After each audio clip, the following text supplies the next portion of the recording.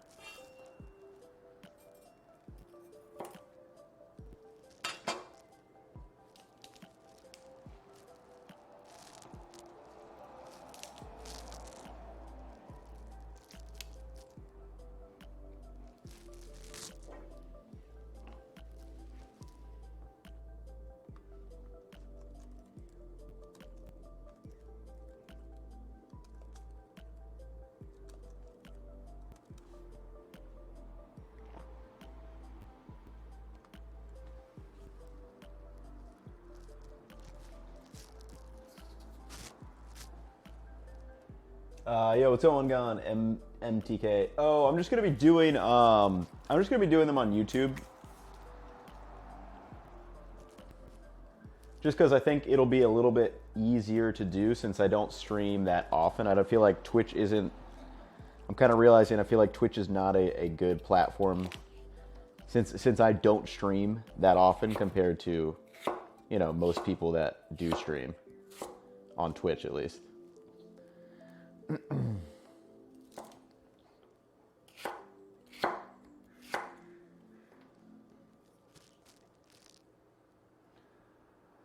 Yo, what's going on, Dave? What's going on, Chaotic? What's going on, Logan? Happy Thanksgiving. Happy Thanksgiving to you, too. The Demon, what's going on?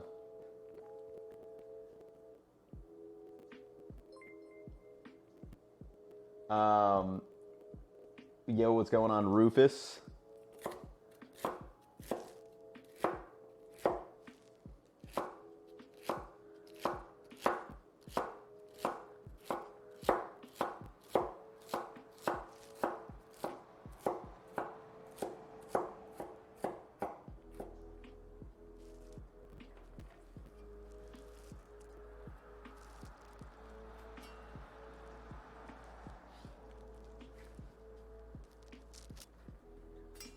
Joe, thanks for the tier 1. If there's a way I can, so I want to switch to YouTube for live streaming, just because I don't stream enough.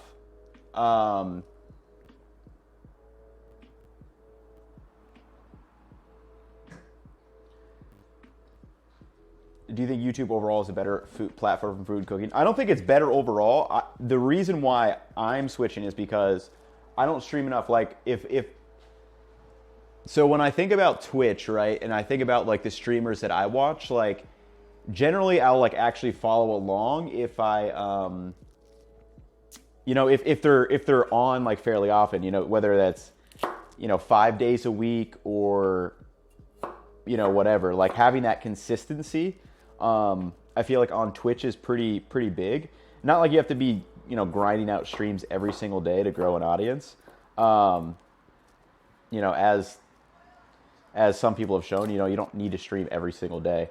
But for me, I mean, like I really, from the start, I had said I really only have time for / want to do 2 streams a week, which for me, I feel like is not, I feel like it's just not the best for the Twitch platform to like grow the audience, as opposed to where I can just tap into obviously the YouTube audience, which I already have grown. Plus, there's some things I've been thinking about doing for live streaming, where maybe we're doing like maybe I'll actually start getting recipes out ahead of time, so that maybe like Monday nights I'll go live on YouTube like once a week. I'll pick a day or something, and we'll all make something together like on Monday. Like I'll get a recipe out, I'll get stuff like that, and then we'll go for there. Like stuff like that I want to do, and I feel like that will integrate much better with the YouTube audience, since I can kind of announce it to everybody and say, hey, we're gonna do a stream, you know, Monday night, and we're gonna make this, and then I can like post the, you know, the ingredients. I can post if there's any like special tools or something that you need, and all that stuff.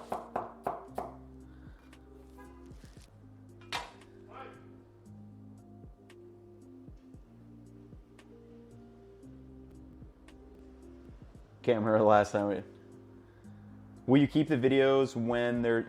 Probably, yeah. I think I'll just probably leave them up. But yeah, we'll figure that out as we go. I don't know what other people do, but yeah, I'll probably just keep them up.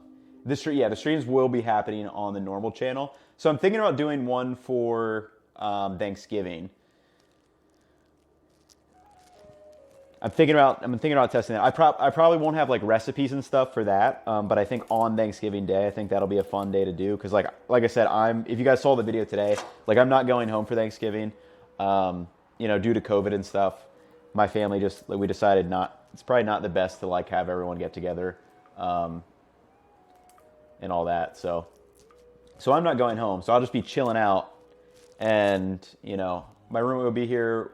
And then maybe we'll just stream it, and then we may have a couple other friends over and do something like that.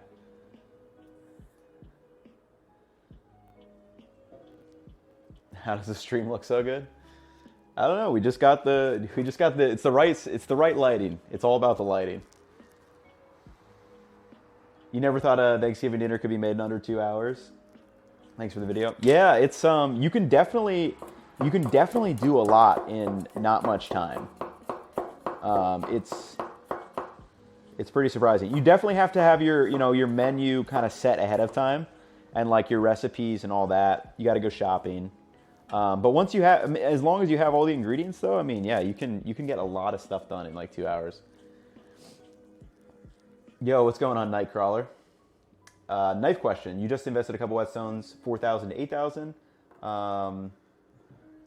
It was sharp for a little bit, then quickly became dull within the month.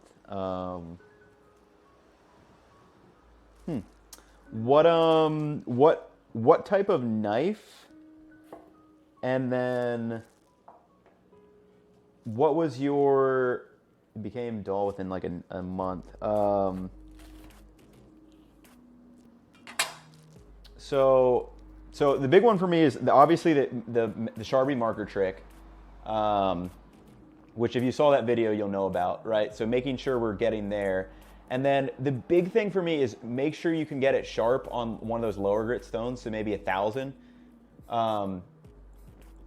If it's an older knife, you might need to do more work on it at your 400 grit. So if it's an older dull knife that maybe hasn't been sharpened in a long time, when I was learning, I figured that out. Like I was like, man, this knife's never been sharpened for years. So I had to work for a long time on like my 320 grit stone and really reprofile it. So I'm not sure if this is like an older knife that you might need to reprofile, or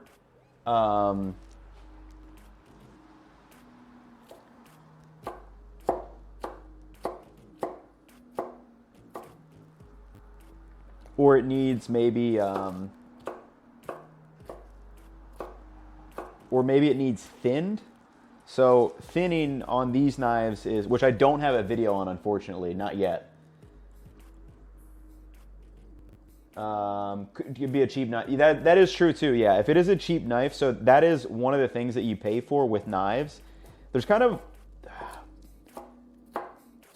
there's a couple different things that you pay for in knives, right? Like one is edge retention. So some knives will keep their edge for longer. Like that's a selling point and something that you pay for. So yeah, if it is a cheaper knife like that, like there is a chance that you will have to just sharpen it more often, which is fine. On the knife I learned on, it was like a $15 knife, and that thing needed sharpening probably about every month. Like I needed to touch it up and like all the time, just because it didn't keep a great edge.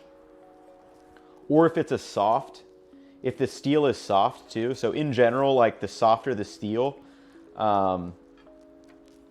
you know, if it's softer, obviously it'll dull a little bit easier. So high carbon steel, or generally like 58 to 60 Rockwell, if they're above like 58 to 60, they'll generally keep their edges longer, but then you're more prone to chipping. So there's a lot of trade-offs with knives. It's really interesting.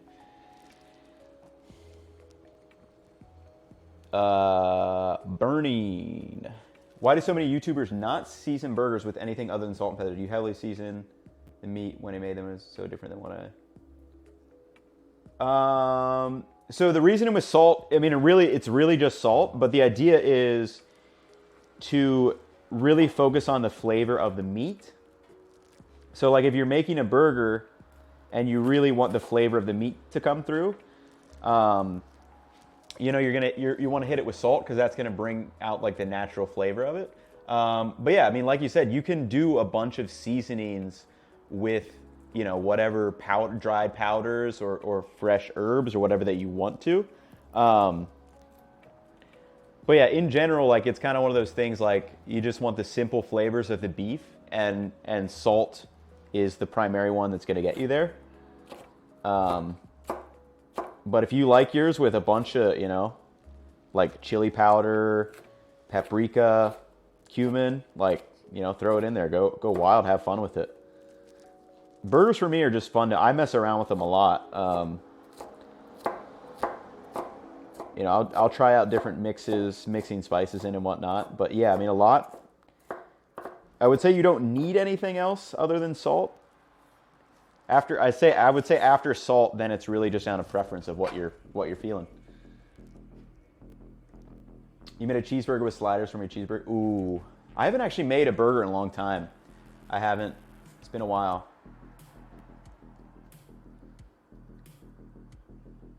Ison, is there a different way to maintain sharpen a high carbon knife versus a regular one? Yeah, so it's not necessarily like high carbon versus it depends on what the metal is. So there's different metals for. So I actually don't know what the metal is in it. So I know that this one's VG10 steel, which is a good steel, and it's also stainless. So it's not going to react with the food and stuff. This, on the other hand, is carbon steel, and it will kind of react with the food if I don't wash this off. Like it'll start to rust. So as far as that maintenance, yes, you need to like make sure you're washing and keeping these in proper shape.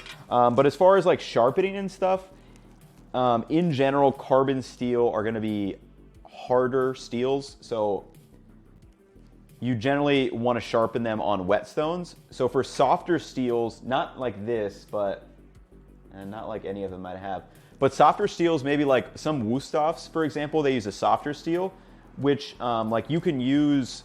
You don't really have to use a whetstone. You could use like you could use one of those honing rods. They'll work great because they're softer, so they work better for maintaining. If you're going to maintain a softer steel one, like you don't really need anything other than a smooth honing rod.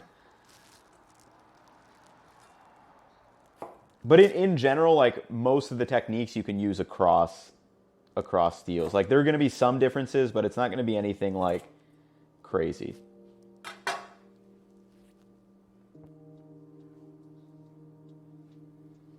Yo, what's going on, Whitey? So yeah, I mean we'll be around on YouTube. Just yeah, this is the last Twitch stream.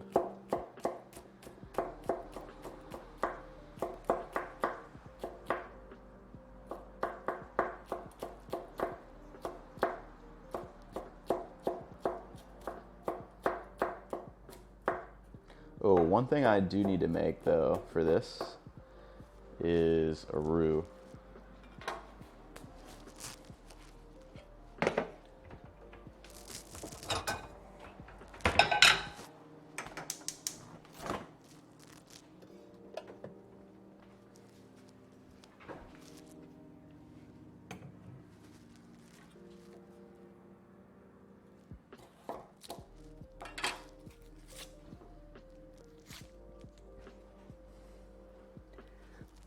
Yeah. I think it definitely. It just makes more sense for me and what I'm trying to do with my content. But yeah, I agree.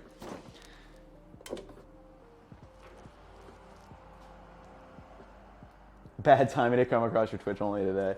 Hey, I mean, you know, there's VODs you can look back through, or you can find out some of the other streamers on Twitch.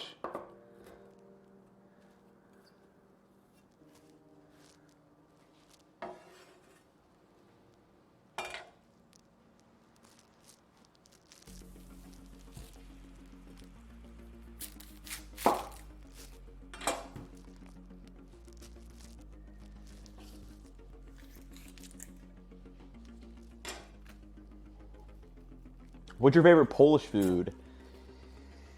Ooh, probably pierogies. Which for those watching who may not know, that's just they're basically like Polish dumplings, I guess you would call them, filled with probably the most common is like a potato mixture, but you can fill them with sauerkraut and lots of other things.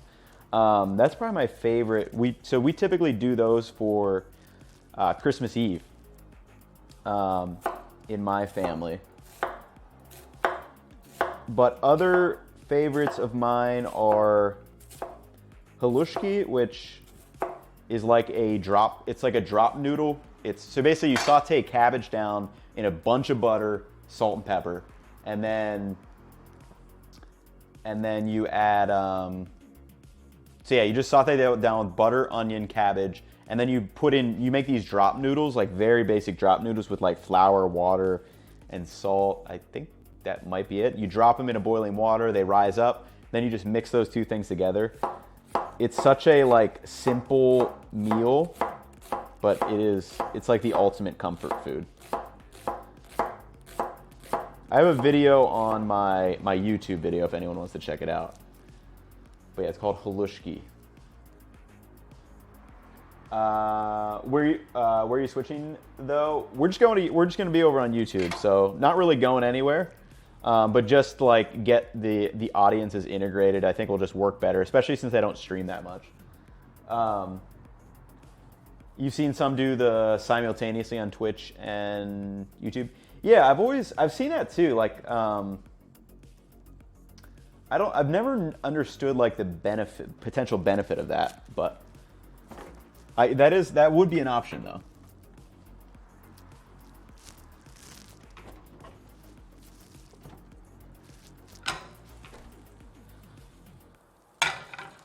All right, so I've got this butter melted over here, and I just did 2 tablespoons, so 30 grams. And then for me, I like to do equal parts of flour and butter. I know everyone has their own ratios, but I like doing equal parts. Everybody use this to thicken, or actually make a, dude, I don't remember how to say it. It's like veloute or something.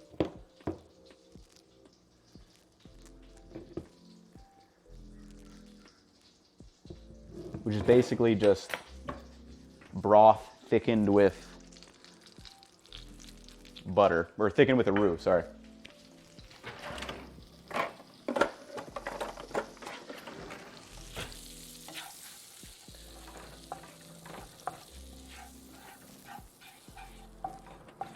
And we're just gonna do a blonde roux, and you make this separately, and then we're gonna add it in later on to the soup once we have all the other stuff. Oh, another thing I wanted to talk about was this book.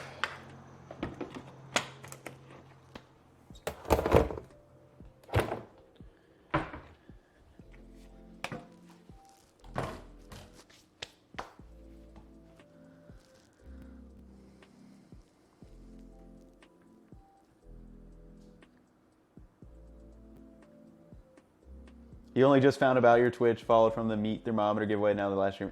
Yeah, that was kind of like bad timing.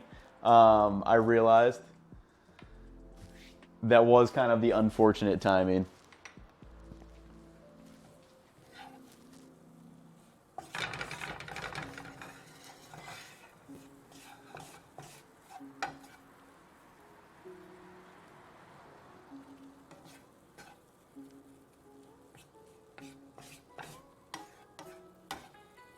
But no worries, because we will still be streaming on YouTube, which I think will help out a lot of people being able to find it.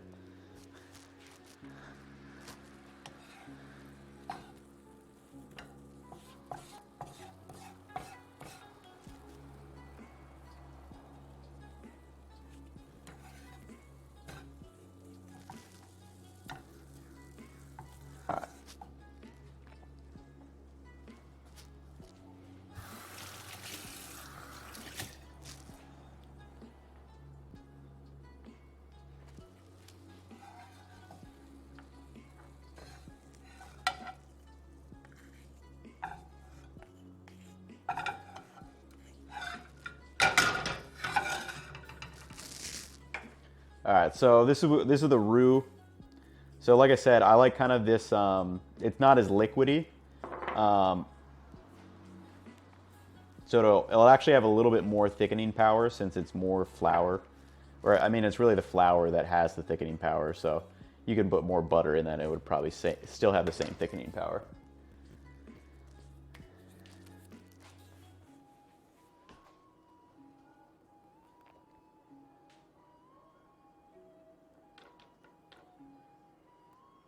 Did you ever hear from Adam or Goose about your deep frying response? What do you... Oh, the comment I left? No, I don't think he ever commented back. Or I didn't hear anything at least, but no. You're in the middle of looking at camera. Do you have an affiliate link or top recommendation for camera accessories? Yeah, I mean, so if you actually go... I don't have any affiliate links specifically for my cameras, I don't think. But if you go to... I should probably do that. I should probably create some stuff. But yeah, I mean, I use the A6600. So if you do purchase your camera from Amazon in general, any affiliate link of mine that you click through, as long as you purchase something through it, it will it'll help me out. But in general, I love the wireless mics. So I just got these. The Rode Wireless Go. Love these things. They're so nice. So like mine's connected, the other one's connected to my camera right now. And then, you know, I can walk around and do this. So if you need a lav mic solution, these are so handy. Then what other good accessories? Obviously like a decent tripod is nice. I'll show you this one that I have over here.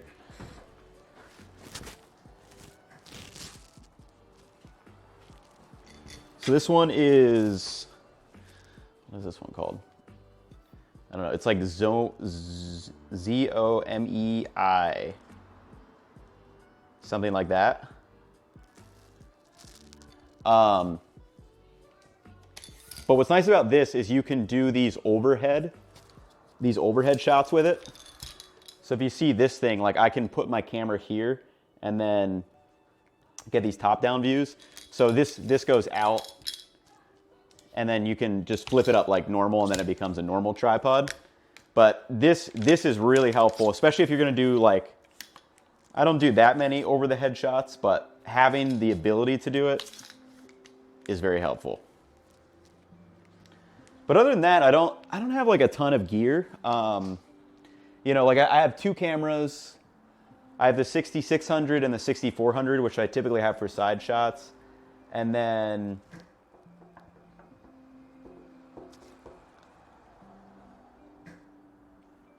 yeah, then I'd have like the Rode Video mic, the Rode Video Micro for like on top of the camera to catch like food and stuff.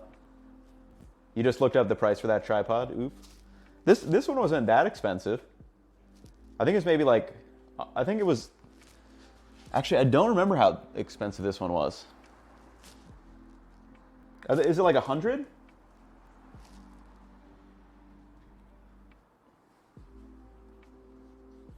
Yeah, you can click any affiliate link in my YouTube description. So anything, even if it's like the chef knife, like if you go through the link and then just search something else, like I'll still get credit for it. It's kind of interesting. I didn't know how that's how it worked.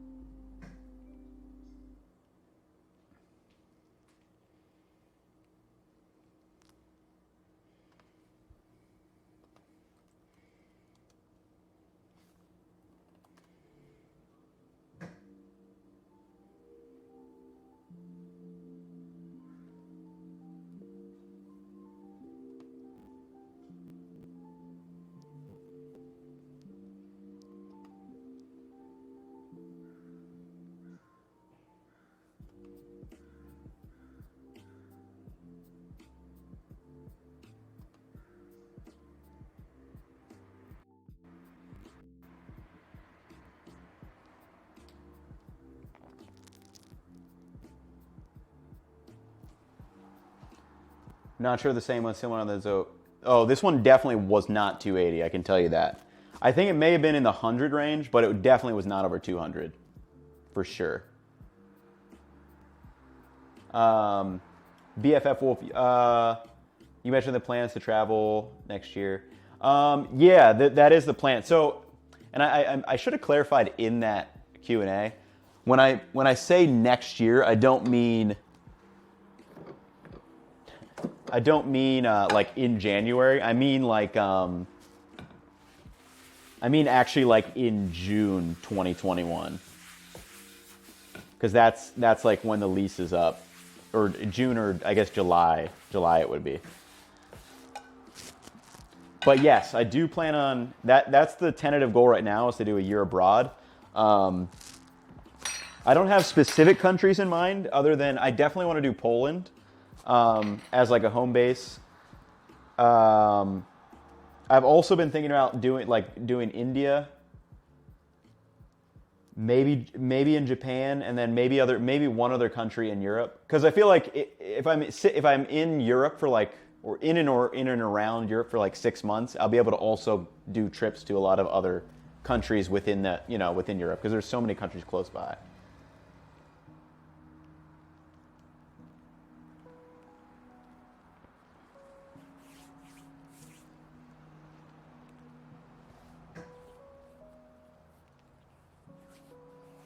Great hack for someone to support Yeah, that's what I would always. That's like what I always do now too. Like, I'll typically try to find people's affiliate links, or what Amazon has, like the, what is it, like Amazon Smile that goes to charity and stuff too.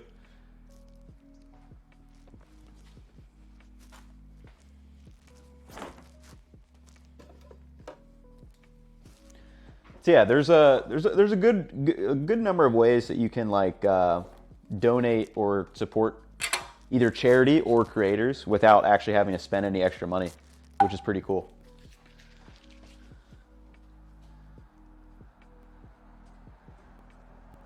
You'll start giving your primes to Internet Shaquille if he ever gets affiliated. Yeah, I've seen him like stream maybe once or twice. How often has he been doing his streams?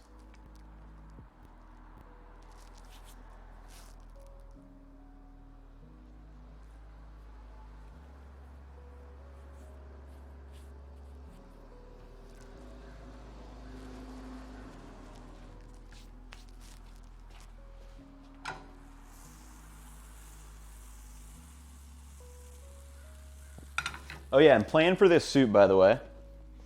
So one of the reasons why I like the Professional Chef is because they do these cool, like they have some of these throughout the book, but so they have these like basic kind of technique pages. So like the basic formula for a cream soup, you know, so cook down your mirepoix or whatever. I'm not doing exactly a mirepoix for this soup. But this is like your flavoring. Then you add, you know, the veloute. Again, don't know if I'm saying that right. Simmer that down, add any herbs or spices, skim it out, and then add in your other ingredients and puree it and stuff, which is cool because then you can kind of make a cream soup with whatever you have or whatever you want.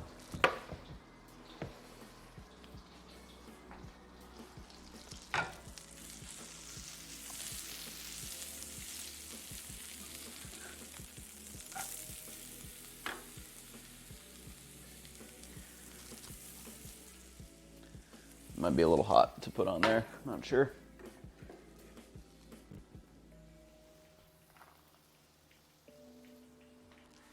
This is one of the big reasons why this is my favorite knife if I'm doing a bunch of vegetable prep. Basically acts as like a bench scraper.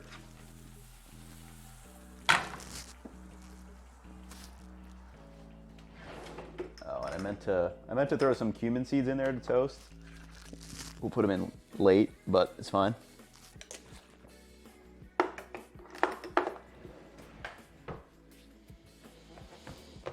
It's only been a handful of times so far. Yeah, low far. We'll just be doing it on YouTube. I should probably just put that.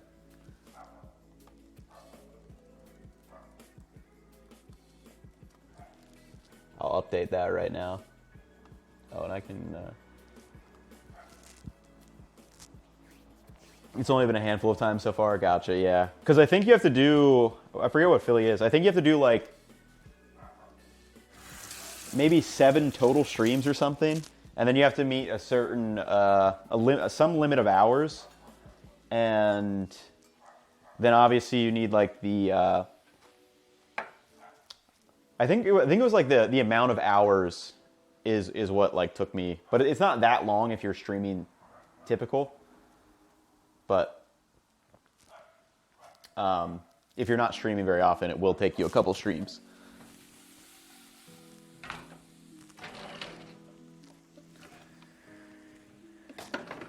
Use this actually.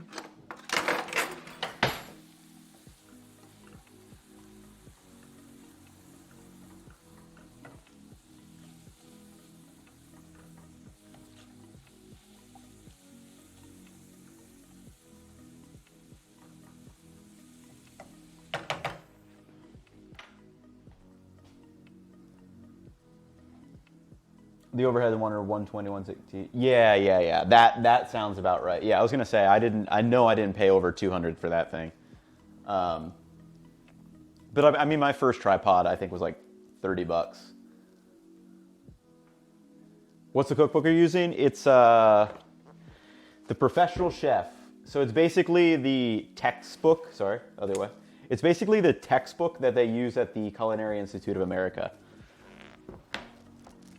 It's literally by the Culinary Institute of America. So it's pretty cool. I mean, they're like the basics of everything in here. I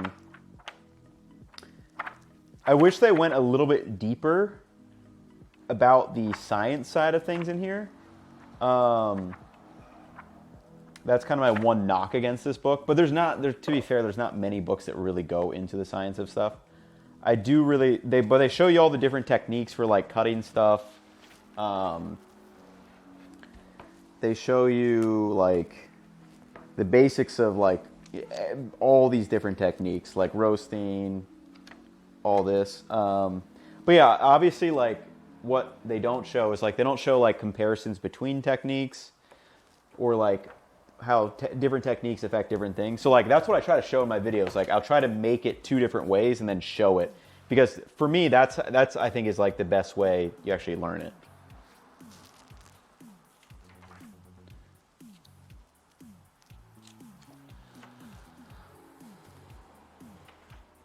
But yeah, I mean it's pretty cool that they have like, I really like the basic formula pages that they have in here for stuff. Like they have like cream soup, I think they have like a broth soup. Then they have basic formulas for some pastas and stuff. They have a number of things.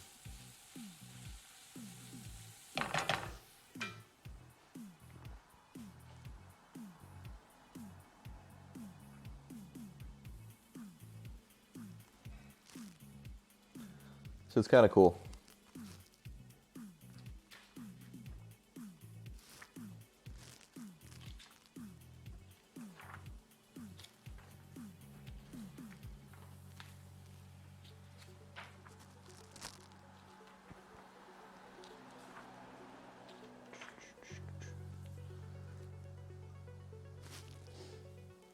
Do you usually get your recipes from these cookbooks, or do you create them yourself?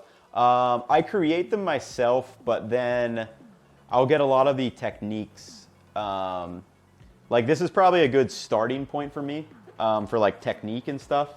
Like I may look at that, like that basic formula page. This is just a straight up recipe though. Or I may look through this recipe then and be like, all right, I like this about this recipe, I like this, I like this. Or if there's like ratios, like general ratios, maybe this book will help with that. It depends though. But in general, I focus on the technique first, and then I'm like, all right, how would I actually write out a recipe? And then it's always like my measurements. That's like the one thing that like, I mean, you could just get it from another recipe, but yeah, it's like, I always try to think about like to get these like recipes in grams for weight most of the time, if I'm going to be sharing the recipe.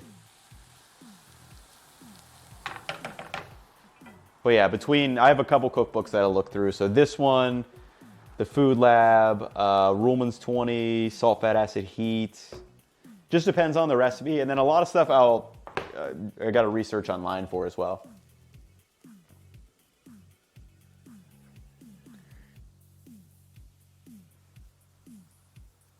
You like the idea of learning the formulas? Yeah, me too. That's why I've tried to do that in some of my videos, like the kofta video. Like I kind of showed the basic formula, and then you can really do whatever you want to it. What's the longest you've spent most of the times taking to develop a recipe?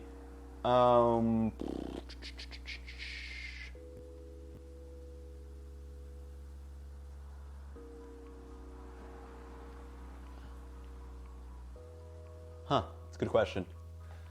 I know, so the inside out stuffing from last year when I, was much smaller and stuff. But it was basically my graham stuffing with like sausage stuffed inside it. I probably made like 3 or 4 different iterations of that before I actually filmed it. Because like the first couple times it just didn't really work how I thought it was going to.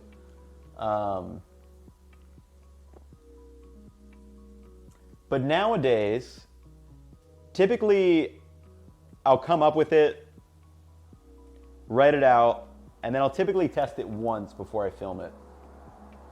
Or sometimes not. Sometimes I won't. Like the pumpkin nut bar thing that I did in the next video that came out, I literally just made that up that morning. I was like, ooh, what can I do with pumpkin that's not a pumpkin pie? Because pumpkin pie takes too long to cook.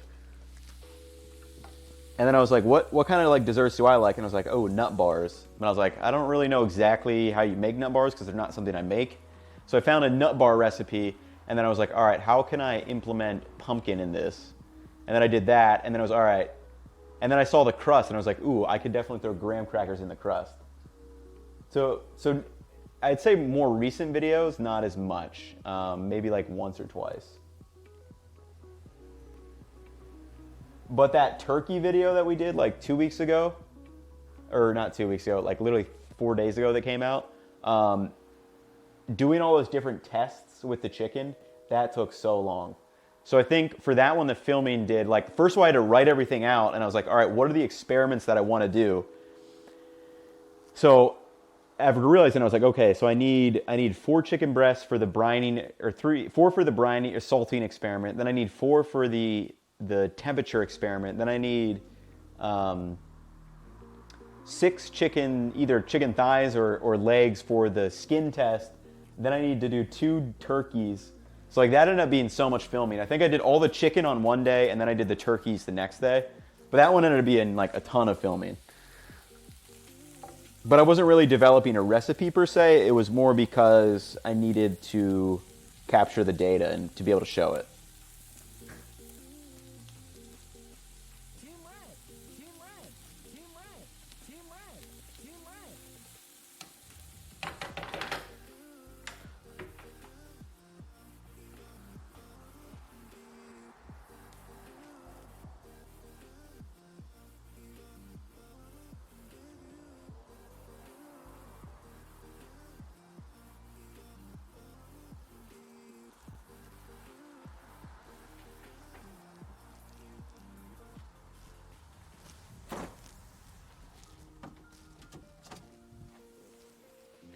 Forgot I need to chop up my tomatoes for this soup. Kind of a tomato soup. Loosely.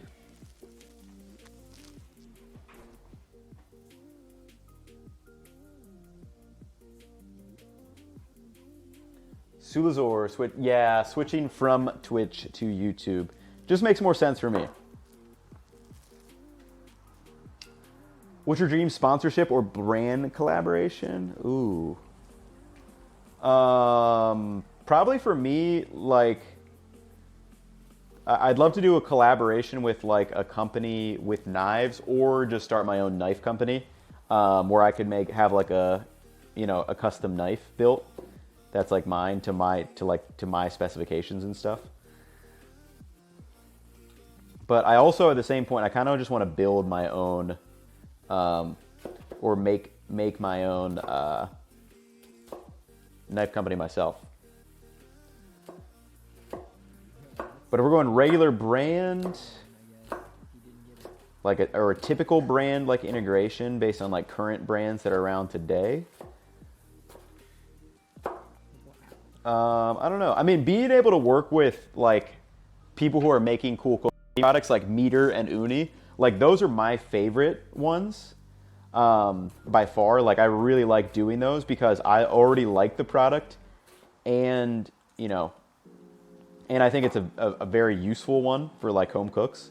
So those are by far my favorite sponsors and collaborations.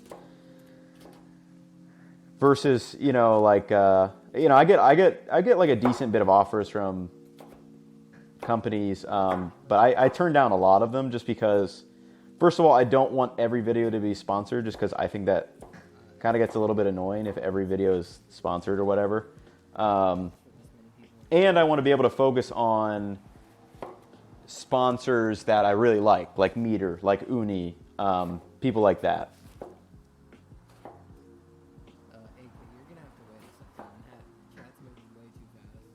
Hopefully Del Monte canned corn. You buy out your stock if you made your own knives? Yeah, so I want to do that. That's something I want to do. I need to figure out exactly how it will be feasible.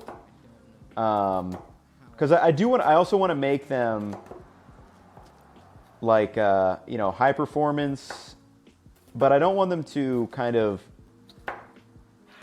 I don't want them to be like not accessible. Like I don't want them to be expensive. Like most of the knives I have, they're not actually expensive. Like, or they're not that expensive. Like this was, I think, $80. Really good knife. The Tojiro, like something like this, good knife, like $85. It's kind of like an entry level, higher end knife. Which if I was gonna make knives, this would definitely be like a flagship model, like an entry level, like higher end knife.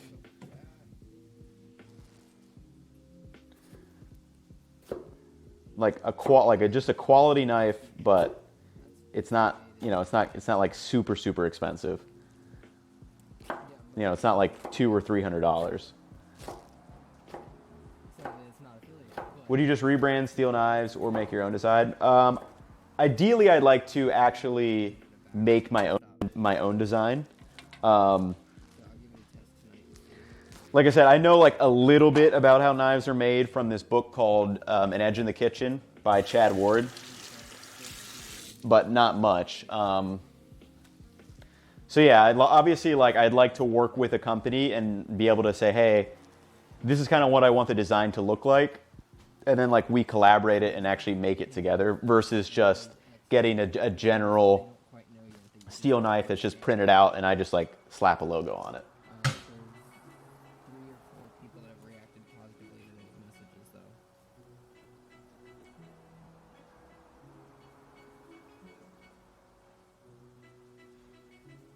Sponsored by Raid Shadow, yeah. What's meter? Don't know how to spell it. It's MEATER. It's a Bluetooth thermometer that pairs with your phone. Take that off the heat for a sec. Oh, can't get it out. But yeah, so it's like this was a brand. Like 2 days ago, we just did a sponsorship. So you just slide this in your piece of meat, and then you have an app on your phone that it'll tell you the temperature and all that good stuff of when your meat's done. So you can set it at whatever temperature you want. Like if you like your steak at 135, in the app you set it to 135, then you get a notification when it hits that, and you're good to go. So yeah, it's a cool product, and one that I like, and it helps you become a better cook, which is cool. Can't speak. You don't care if everyone video is sponsored. Yeah, exactly. Like for me, like I have no problem watching sponsored videos because I totally understand, that it is a good paycheck and all that, like for a living and stuff. Because like what if like YouTube AdSense just decided not to what if they just got rid of ads or something? Like then a lot of people would be screwed.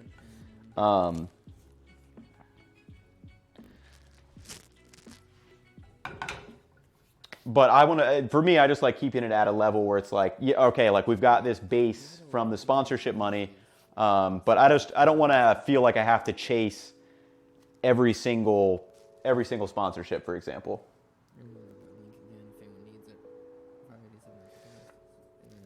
Not for million eyes, what would that focus on? Custom handle or like specific alteration?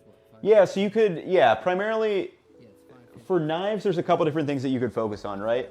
So number one, the steel is going to be very big. Like what is the steel? So like there's all these different types of steels that have different characteristics based on like edge retention, how hard they are. So some are prone to chipping, but if they're harder, they also can be sharpened at a steeper angle, so you get better performance out of them, like chopping through. Stainless steel versus carbon steel. So if carbon steel, you have to be a little bit more careful with, washing it and maintaining it just so it doesn't rust. And then like handles are another thing that you could customize. Like this is the coolest handle I have of anything. This is a knife that my parents got me for my birthday, which was super cool. This handle is like incredible. It's so cool. So that's another way you could customize it, like to kind of make it your own line. So things like that. And then you can change the shape. So do like a blend between like a chef's knife, like a, for example, this is a good example. This is like a bellied chef's knife. Like, see how much space is from the tip to the ground right there versus this one? Like, there's more on the ground here. So like, this is better for rocking. This is a little bit better for more push chopping. You can do a little bit of rocking with this, but you can't really go as high because there's less of a belly. So like, I mean, I can come up like all the way up here, you know, to get some big chopping. Now, let me grab my,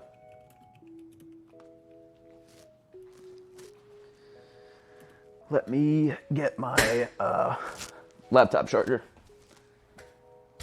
Yeah, just ignore the ship dates. Those are way far out. So the stream doesn't die.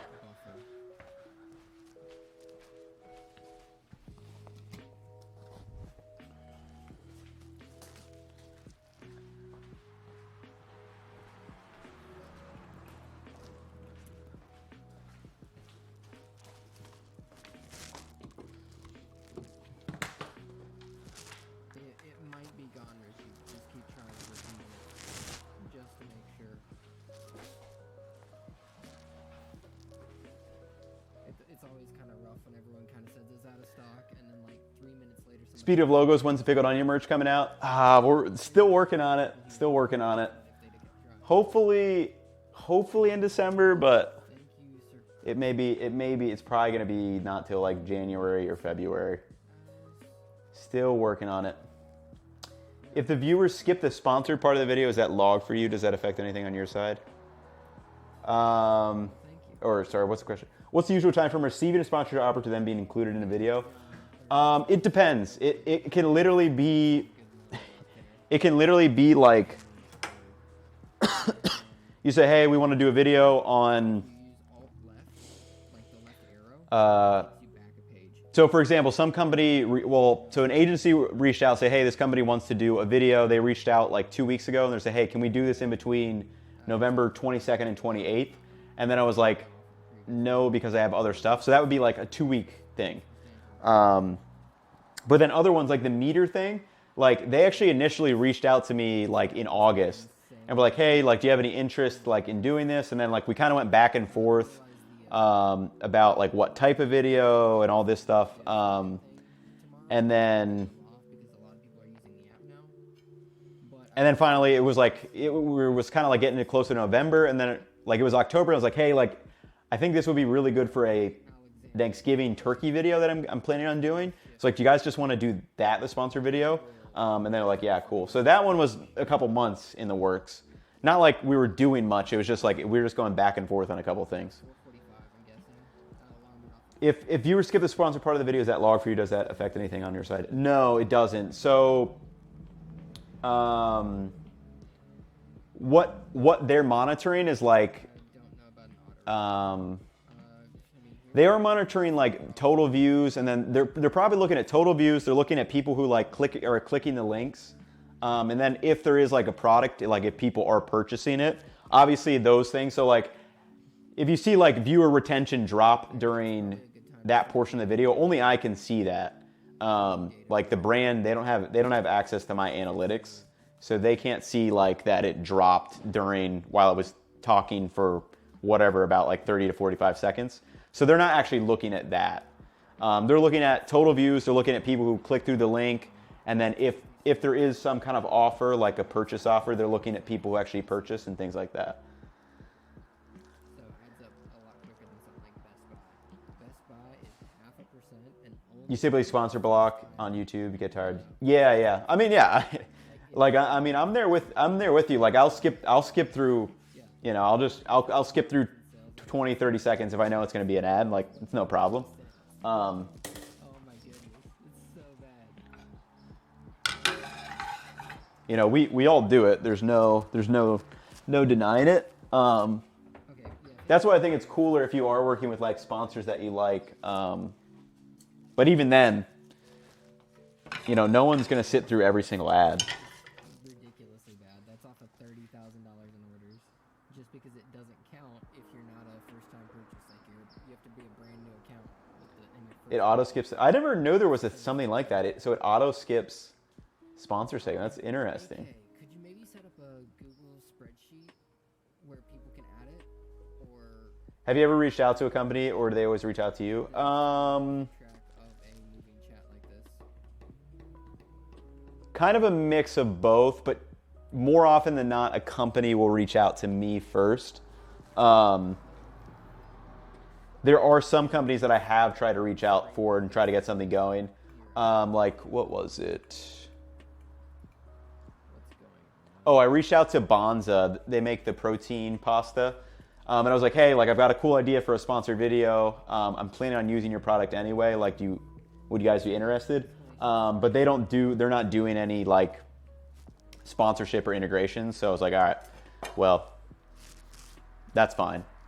So they're not doing any of that, but yeah, so like it is a mix, but definitely more so they come to me first.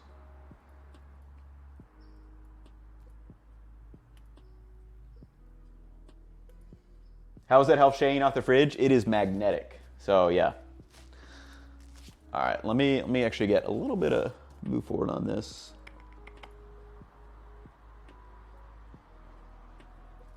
Okay. Oh, there we go. This may or may not be the right program. I'm gonna transfer this to the pot. So this is the cumin seeds, celery, serranos, all that good stuff.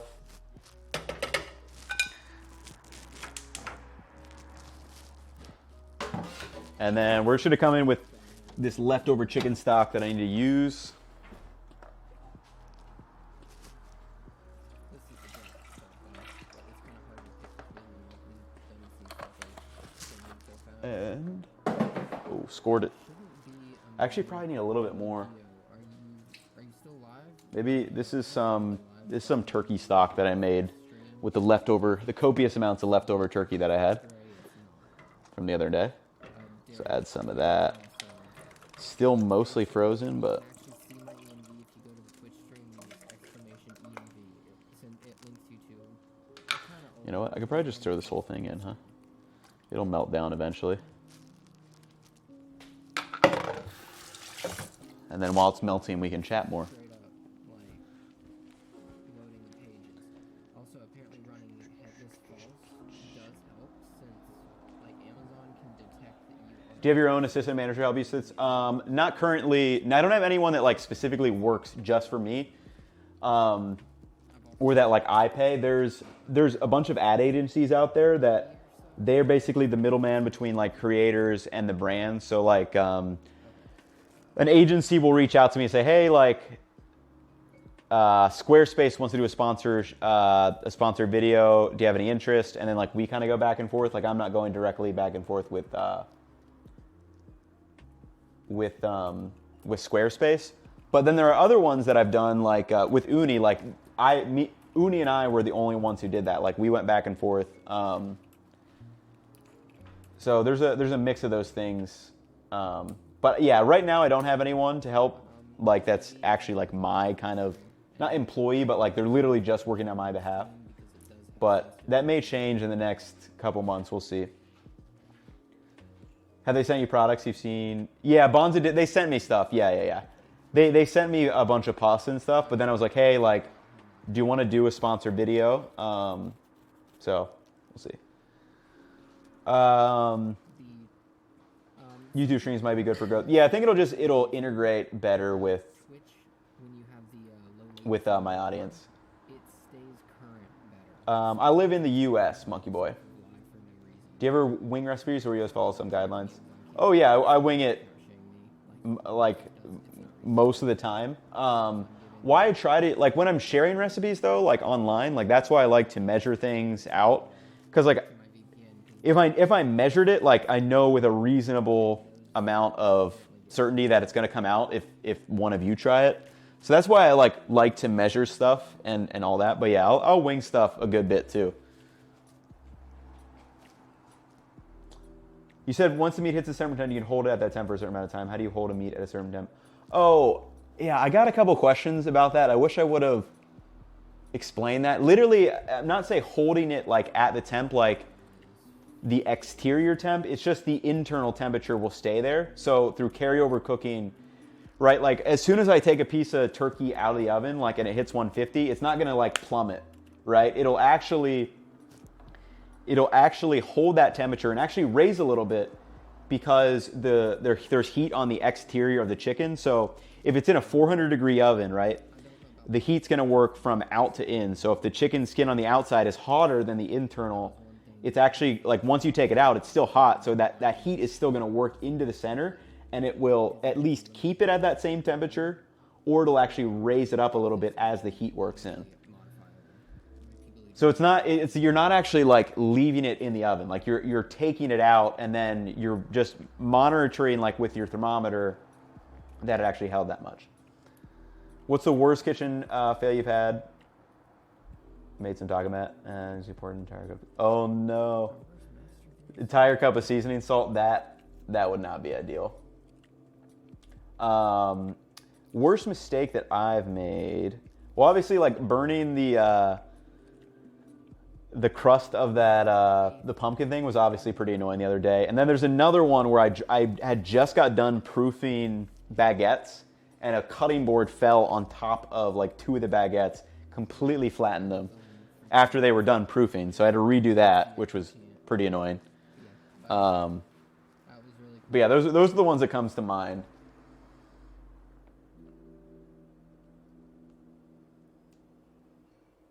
Think of the exterior like a sweater, keeping the internal fur. I like that analogy. That's a good analogy. Yeah, the graham crackers and the baguettes, you know, it is what it is.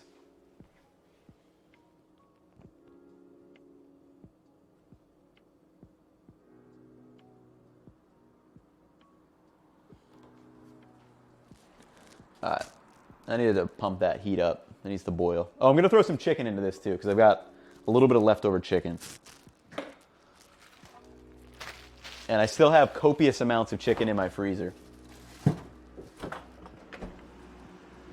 Well, mainly some of it's frozen, some of it's cooked. I got to use it up though. Luckily, we did give away all the turkey's gone though. We all win it.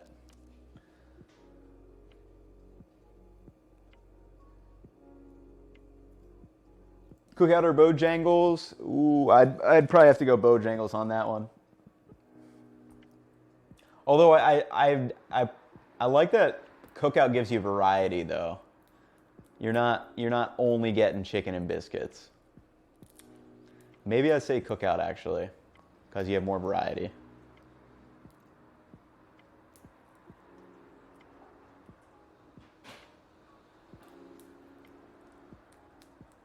Yeah, it means bread. Get that schleb. Ooh, I kind of like that. I like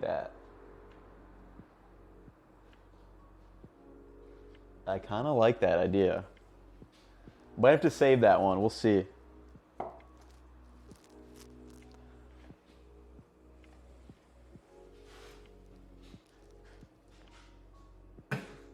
Cookout always.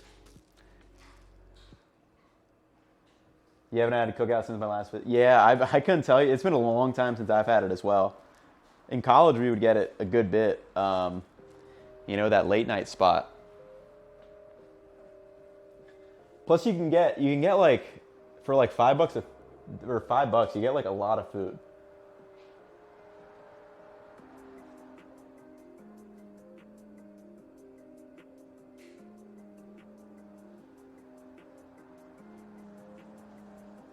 You better remember chaotic when you do it. I will, for sure. What's the most complicated dish you think you have learned? 100X is available in Canada right now. Complicated. I don't know. I don't typically make dishes that are overly complicated, I would say.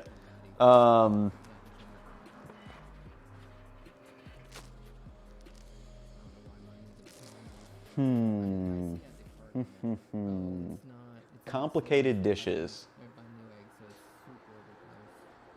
Okay, yeah, sorry about that. I mean, even for CAD, that's expensive.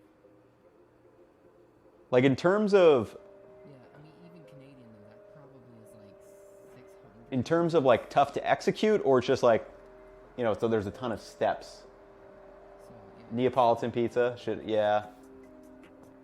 Yeah, Neapolitan, I mean, I feel like it's way, like if you do have a good oven, like that is one thing that's really easy to get right. Like if you do have the good oven. It's really the oven and then making sure your dough is good. The dough doesn't stick.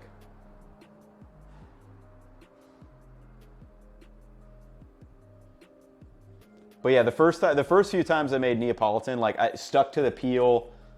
I think everyone's done that several times, so I'm right there with you, Sulazor. I'm right there with you. Yo, what's going on, Matt? Yeah, you could definitely air fry it or oven bake it. Yeah. Yeah, maybe spray it with like a little bit of oil or like a little bit of cooking spray or something. But yeah, you should be able to air fry that.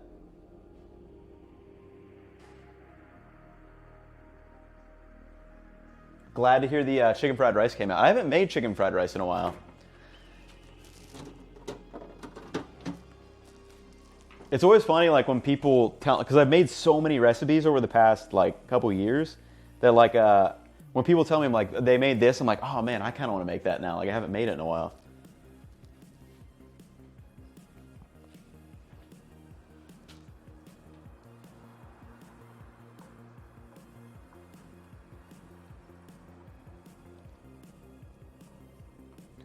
All right, it's almost melted, that frozen block.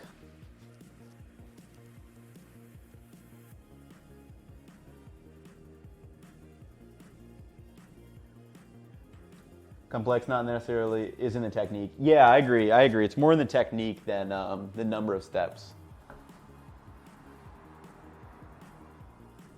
So like, I mean, the French omelet, like to get it like pristine, I think is very hard for. I mean, it's really a simple dish, but to get it like perfect is pretty hard. But like when you make one that's like not quite as good, it's still delicious. But that's one for me that's like I'll literally go from making a perfect one to like the next one will be terrible, and I'm like, all right, well, it is what it is. Do we get a spoiler on any upcoming Christmas videos? No, because I haven't really planned them out. That's something I need to do this week very badly, is plan out some Christmas videos. I'll probably only do one or two, just like we did for Thanksgiving, just doing like 2 videos. I'll almost certainly do a pierogi recipe. Almost certainly. I can tell you that. But other than that, I literally have no idea what I'm going to do for Christmas stuff. Because I don't even know, like, I don't know if I'm going home for Christmas and all this, so I may need to make videos ahead of time. I've got to get it figured out.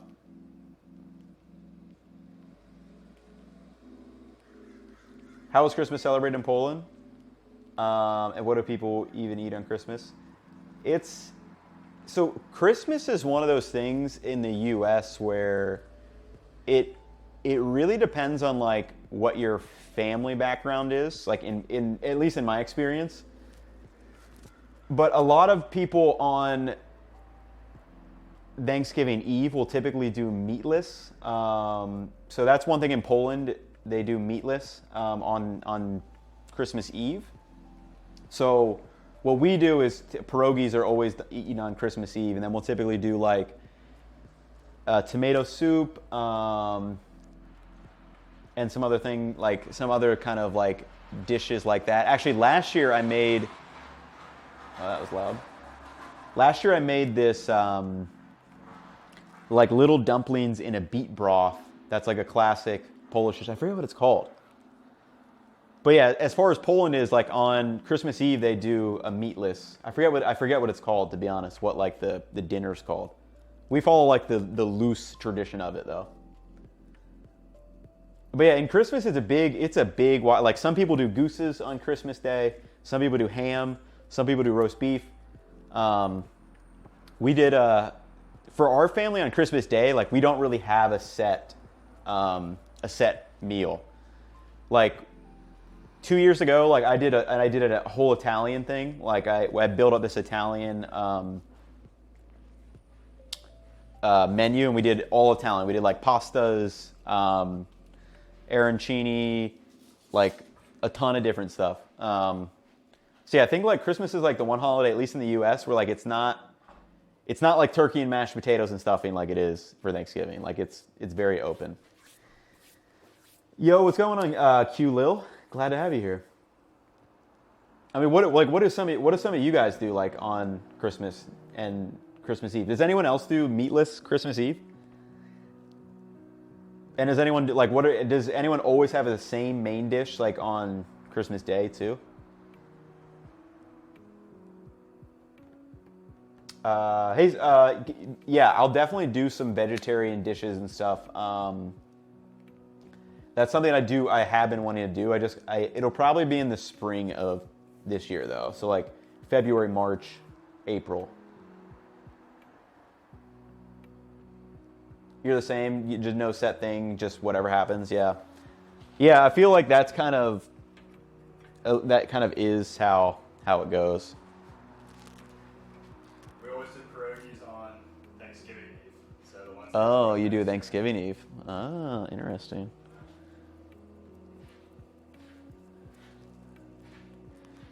All right, so this stock is in here. I'm just tossing in the roux, and this is just gonna like thicken up. Just gotta whisk it in there.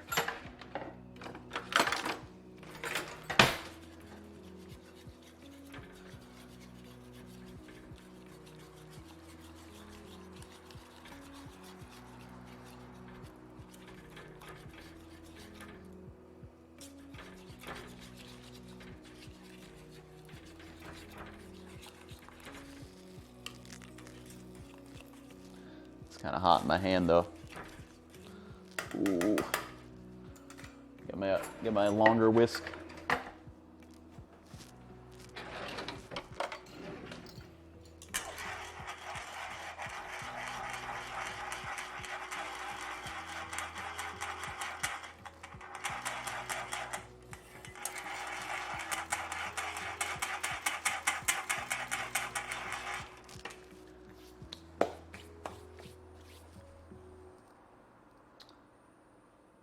All right, who else? What else you guys do for Christmas? Let's see here. One Asian Christmas, Peking duck. That's about it. Yeah, we've done a Peking duck. It's fun. Peking duck is pretty good. Roast beef, yeah. Roast beef is something we've done several times in my family. You wish we make more comfort food? Oh, we'll be doing plenty more comfort food for sure. One day we will. Dipped Italian beef. That would be a good one for sure.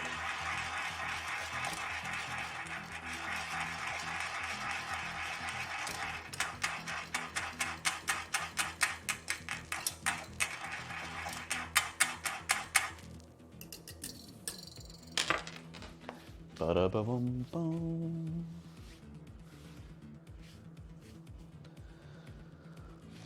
All right, I'm gonna add in these tomatoes in here too.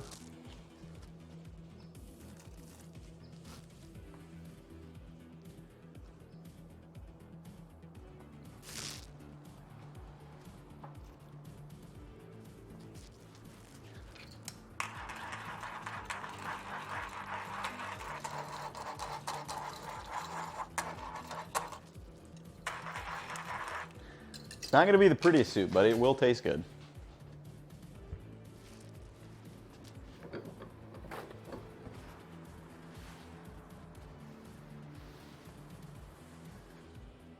Your mom's Filipino, so Christmas normal dishes 5 times the quantity. I like that.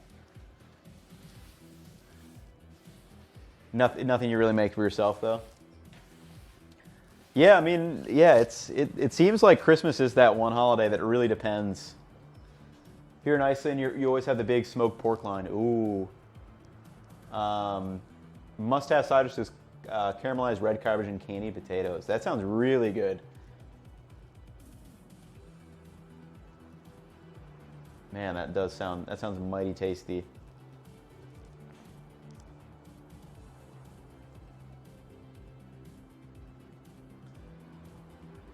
You remember watching that video? Yeah, dude, the Italian beef sandwich is that is a very addicting sandwich. Like, you can quickly eat like one of those and be like, where'd it go? Give me another one. Like, it's definitely that kind of sandwich.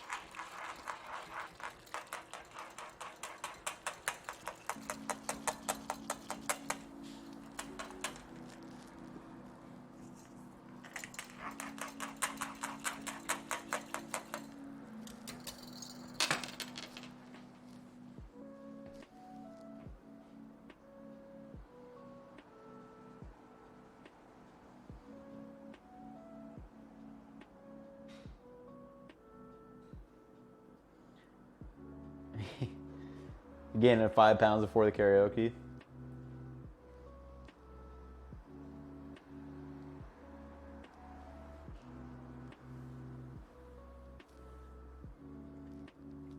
You made fermented stuff, but feel like you lack how to use them. The sauerkraut, spring onions, carrots, and kimchi. Yeah, fermented stuff for me. I mean, it depends on what it is, but I love throwing it in like stir fries a lot. So like, maybe you do some meat, like maybe you marinate some meat, like or some chicken or something, and then just do stir fry that with like some stuff, and then throw in kimchi or fermented like what else could you do? I mean, fermented anything really. For sauerkraut, like I love throwing that on sandwiches. So like maybe just like a turkey sandwich or like pulled pork. Making it like pulled pork and for like sauerkraut, or you could do tacos. How much mayonnaise do you use to coat chicken when you pan sear for 2 chicken thighs? Not a ton, maybe about a tablespoon for 2 chicken thighs. You don't need much. You don't need much. I'd say, yeah, probably about a tablespoon. Maybe even half a tablespoon.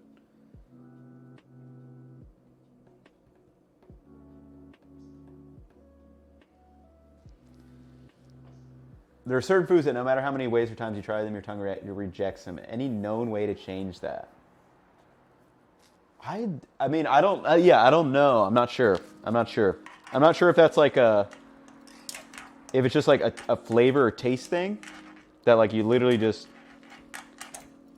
you just are not, I don't know if it's like the cilantro thing where it literally tastes like soap. I don't know if there's something like that for onions, but I don't know. Yeah, it's weird like if you want to like it but you can't. That's weird. But yeah, I'm not sure if there like are specific things like obviously cilantro is the well-known one where it's like it literally tastes like soap to some people. And like obviously that doesn't sound good, so you wouldn't eat it. I don't know if there's things like that for onions though.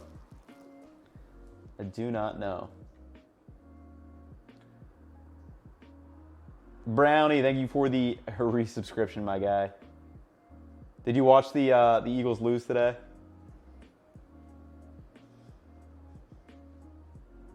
Sushi mac and cheese.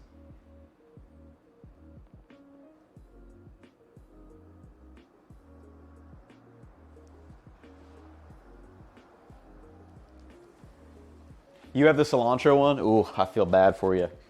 I couldn't imagine not liking or like not being able to eat cilantro. I throw it on a lot of stuff.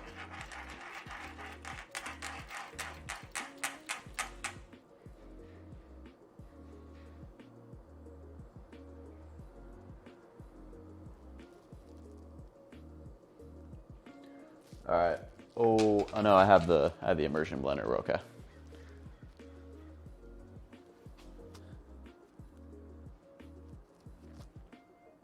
Oh yeah, that's a good idea, Chaotic. Like do onion powder, then like move to caramelized onions. That's definitely a good idea you could try for sure. Onion rings, ooh, I really don't like onion rings that much. I don't know. There's something about them. You need to make some commands. Yeah, we'll get some. We'll get some.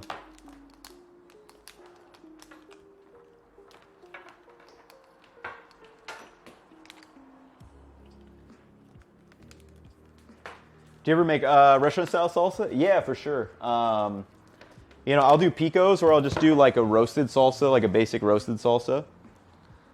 But yeah, I love doing all kinds of salsas. But now I'm just gonna blend said soup.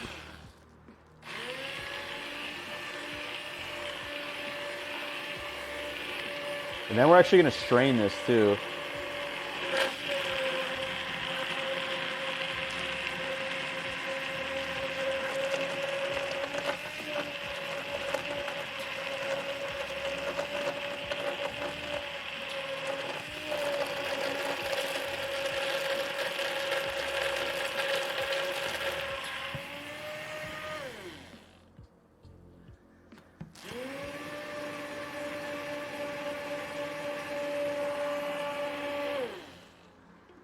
You need one of the immersion. But we're talking about shallots here. Badges.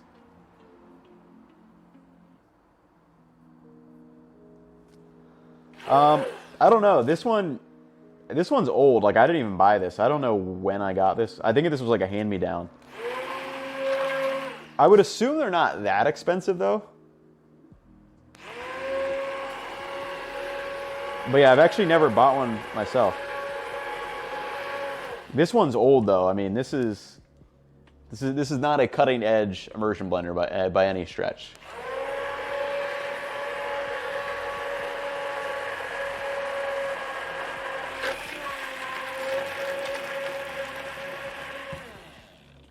If I was getting a new one, I would maybe pair it with like they make some of them now that like you can attach this to like a little bowl and it's like a mini food processor too. So if I was looking for one, that's probably what I would do.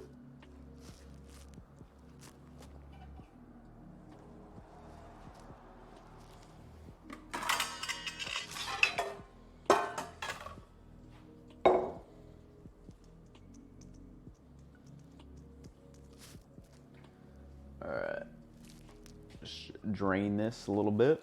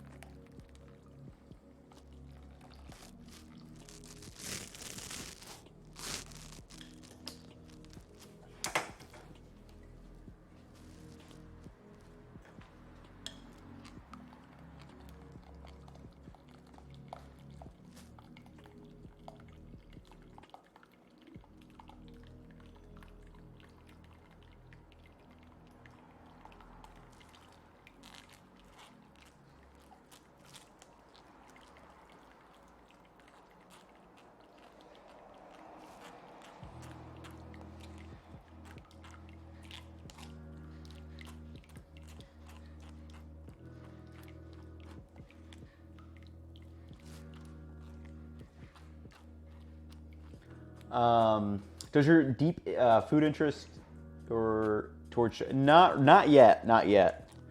I'm not like big into coffee or anything like that or teas. I actually just started like probably within the past year. I probably just started actually drinking like coffee and tea, and even then it's not like I actually never drink it in the morning, or I'll drink it sometimes in the morning, but it's at like 10. It's not like when I first get up. But yeah, I really don't know much about coffee or tea. I took a coffee class in Mexico City, though. That was pretty fun, where we learned about some of the different stuff. Mainly about the beans, though, not like about the different drinks and how to make them, is what that class was about.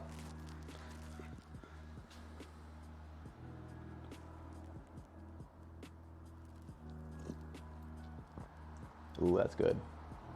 It's spicy. That is spicy. Ooh.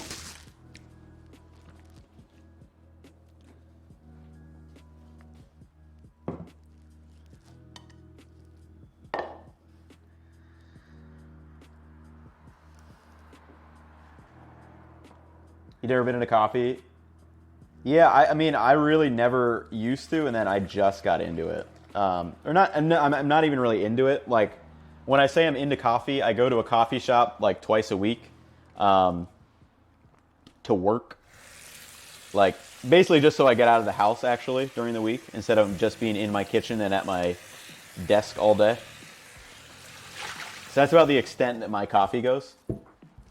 I think it's interesting though. I could definitely see one day myself getting into it.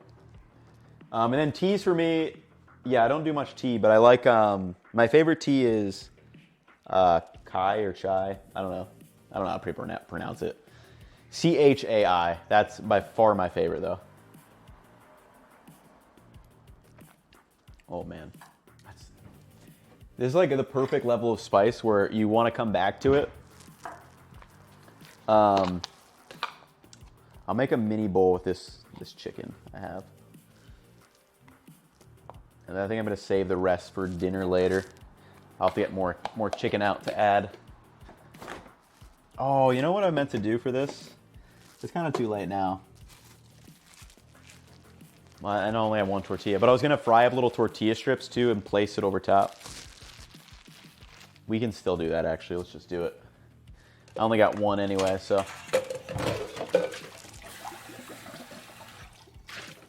It'll be fun.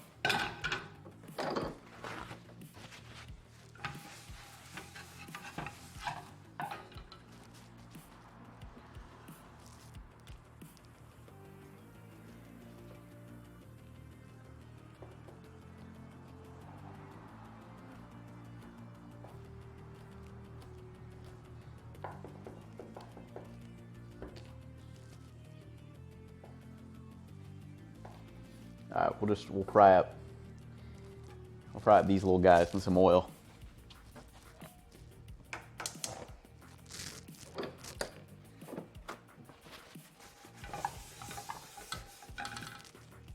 Actually, I'll crisp this chicken up too while I'm at it. Okay, for Christmas chicken, I recommend holiday dressing for Really? the rest Echo. of 2 hours. Stop. That was weird.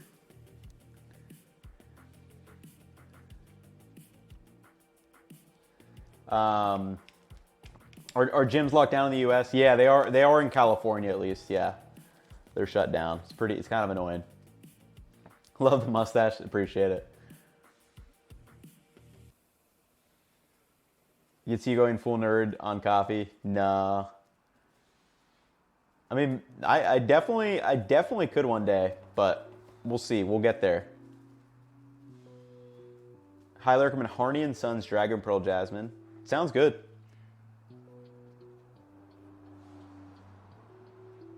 Do you have any Edgegun, that's right. Do you have any recommendations for caffeine-free teas, like to drink at night?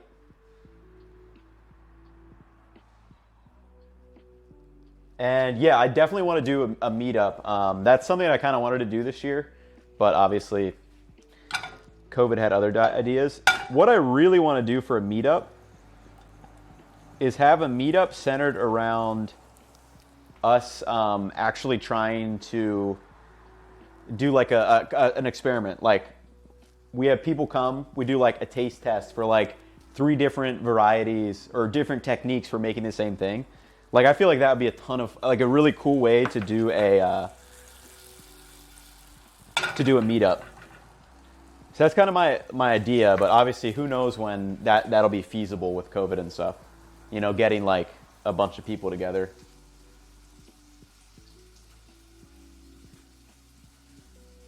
Have you read stuff out in Nootropics? I have not.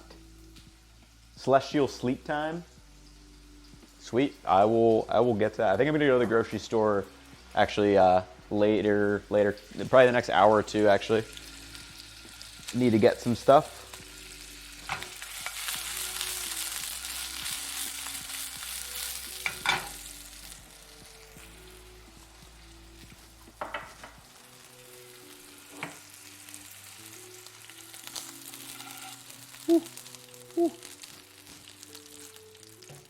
Damn it, it's hot.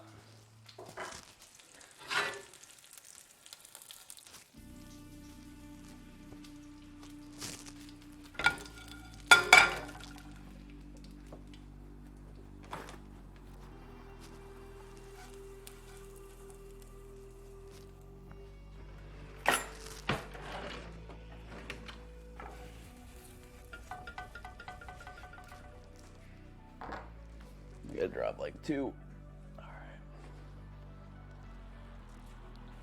right, we got our little crispy boys.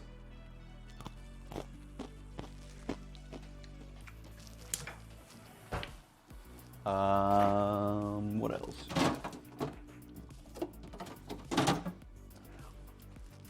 I need to get fresh cilantro, but I don't have any.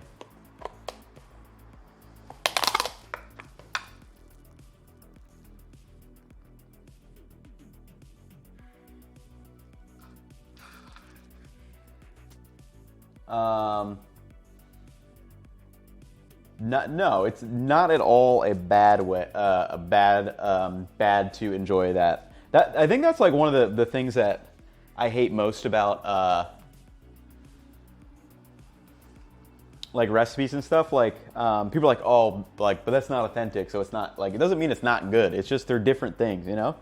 Because like all food is literally fusion. Like from the beginning of time, like someone saw something that someone else made, and then like it slowly changed into what it is. So no, I never think that that's a bad thing if you don't like maybe the traditional version, and actually you just like the, you know, non-traditional way, or like other country way, or what some people say the wrong way. You know, at the end of the day, you gotta make what you like. Oh, this is gonna be good. A little bit of queso fresco in here too. Only thing I'm missing is some, you know what would look really good if like I was plating this, would be maybe like some circular like pickled like red chilies or something. Oh, you made the pickled onions? Yo, I'm glad to hear it.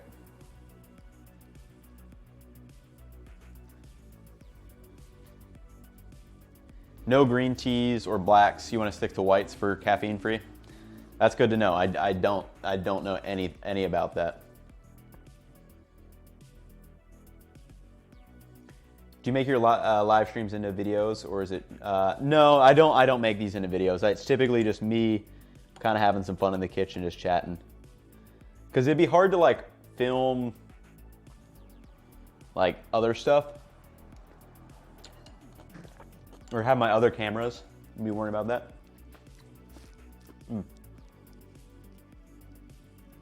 All feud is fusion. That quote's deep. Yeah, I mean, like when you think about it, it really is. And it's not too, like, I mean, it is fusion, you know? Like someone had to learn the authentic or traditional way from someone else. Like Al Pastor, for example, known as a, you know, like a Mexican staple traditional taco. I think that's only been around since like the 60s or something. Or became popular maybe. But yeah.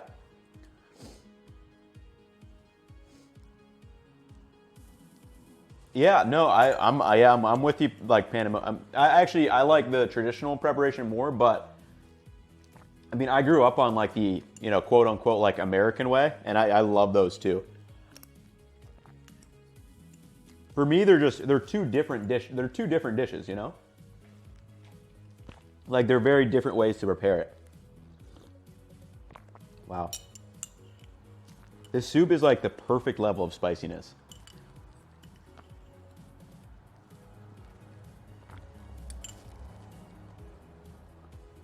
I feel like soup's one of those hard things to like make look cool, or like make it so that like people want to make it, because it's like, and it's just like liquid, so it's like how, and it's not super cool or anything. It doesn't like look great, but it's got those depth of flavors, you know. Did you make enough soup, share? Yeah, for sure. There's quite a bit in here. Probably at least like, let's say like 3 bowls worth, 4 bowls worth. Plus once you add in chicken and the other stuff, yeah, that'll be a couple bowls of soup worth for sure. If they're bowls like this, probably like 40, but they're not.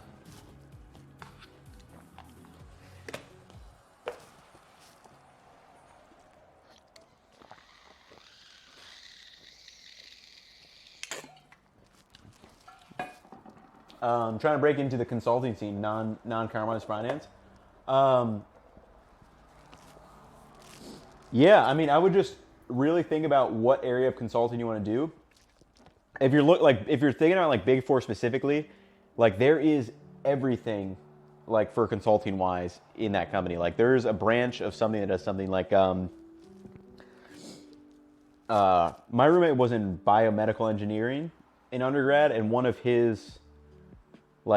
the other majors in his class like ended up working for Deloitte. So like biomedical engineering, you wouldn't think would be like go work for the Big Four in consulting, but they did. But I would just try to find someone that you can talk to and just be like, yo, I want to learn.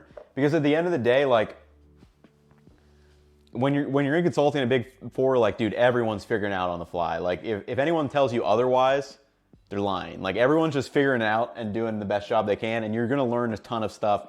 Like nothing you learn in school, like as far as like technical skills, is gonna directly translate in consulting. Most of the time, I would say.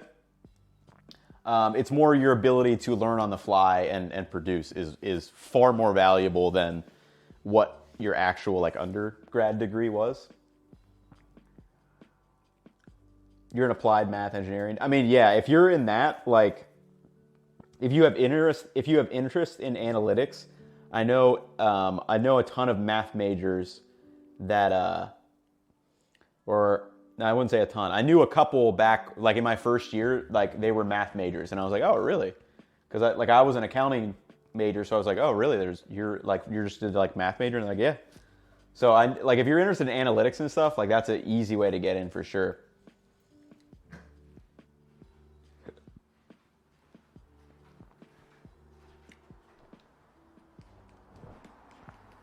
Yeah, I completely agree. Pandemonium. Yeah, they're like different dishes. Like one's not inherently better than the other. They're both great. Yeah, good day to you, Sulazor. You can judge how good it is by their bread service and soup. If you make something that tastes amazing from starting. I like that quote. I like that. That's good. But yeah, everybody, thanks for hanging out. Like I said, last stream on Twitch, but I'm probably gonna do, instead of a video coming out like on Wednesday or Thursday, I'll probably do just a stream on Thanksgiving, and we can just hang out. So if anyone's not going home like I am, we'll just make food for a couple hours and just chill.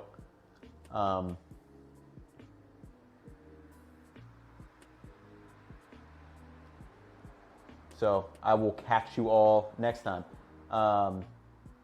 And yeah, Age Gun, yeah, I can start doing that, yeah.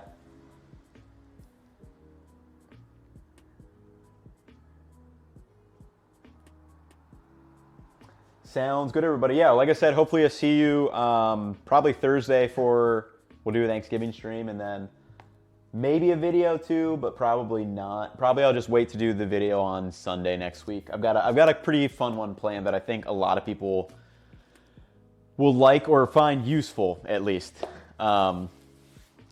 It's not a full recipe, say. It's more of a side item, but I think a lot of people will like it. Oh, Thanksgiving, your B-Day too? Well, happy birthday. Happy birthday, Chaotic. Try kilo for 1,000. Yeah, I'll do that. I'll do that too. Don't worry. All right, everybody. Well, I'll catch y'all next time. Have a good rest of your Sunday, and yeah, go make something delicious in the meantime.